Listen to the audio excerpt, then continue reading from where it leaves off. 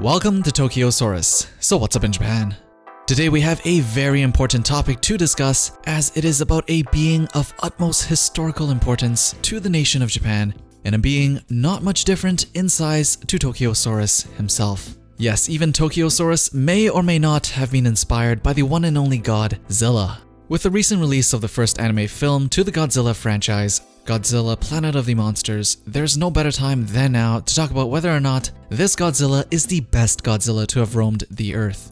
It's probably better to talk about this when all three films in this anime trilogy is released, but let's talk about it anyways because Godzilla is awesome. There will be spoilers, by the way.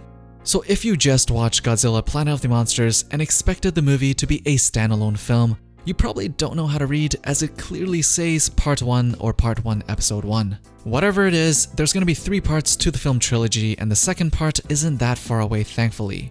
It's only about 4 more months away in May of 2018 for the Japanese release, which means we'll probably wait about 1 to 2 months before it comes onto Netflix for the West. It looks like everything is about 6 months apart, so you can probably expect the third part to be released sometime near December of 2018. So it's on a pretty fast release schedule, at least we don't have to wait a couple of years between each release like other films.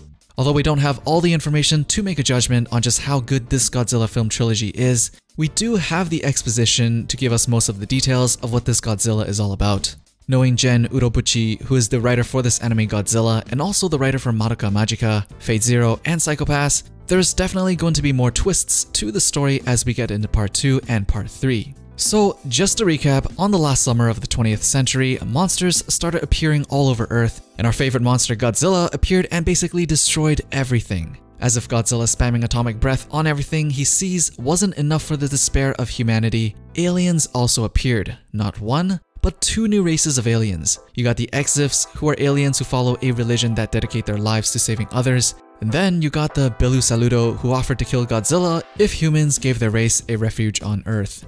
Nothing really worked out for anyone really except Godzilla. They tried everything on him but just couldn't destroy him. I think at some point in the movie someone mentioned that they tried to throw over 100 nukes on him to no effect. The Bilu Saludo also made a Mecha Godzilla, which they didn't actually end up using before fleeing Earth, but we do know this Mecha Godzilla is making an appearance in Part 2, so that's definitely going to be a highlight to look forward to. Later on, we learn that he has a shield that he can activate to protect himself, which 20,000 years later, finally they discovered how to deactivate it. Well, technically it was like 20 years for the humans or something. But for the whole first movie, they fight this Godzilla that looks pretty much the same as the one in the flashback, with the same size and the same attacks. And after Haruo and his team spends the entirety of the film trying to defeat it, we get our first real twist in this Godzilla trilogy. The real Godzilla that lived for the 20,000 years on Earth was actually not the one they just killed. The original Godzilla, or otherwise known as Godzilla Earth, reveals himself to be many times bigger than the Godzilla they just killed. And Haruo realizes that it's a little too late to escape.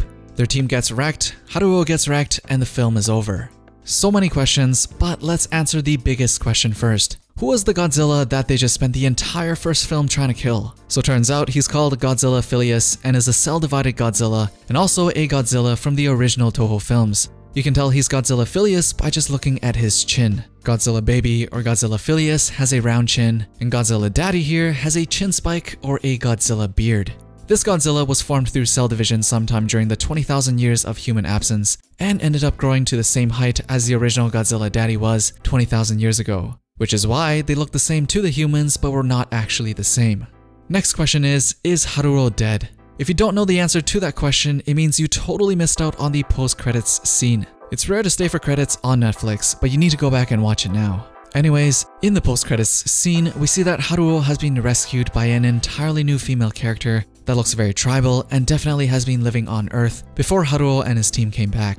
We don't know anything about her right now, so we'll just have to wait till May to find out. But it's interesting to see that the next twist is that humans or other races have survived the Godzilla apocalypse after all, because they're still there 20,000 years later.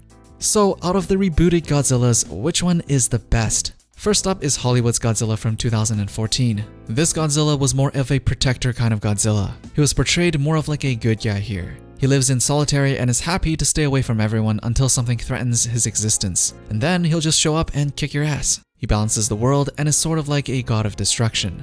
Next up is 2016's Shin Godzilla. In Japan's reboot of Godzilla, he was depicted as more of a natural disaster than a being with a conscience. This Godzilla is more like a beast in that he's destructive without reason.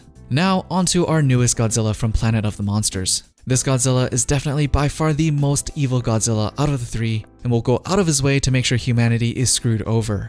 If 2014's Godzilla was the far left, and Shin Godzilla was in the middle, this Godzilla would definitely be on the far right. In the movie, Metfeast even stated that this Godzilla will never ever let humanity flee. He's here for a purpose, and that purpose is to wipe humanity out. And he will look you straight in the eye while doing it.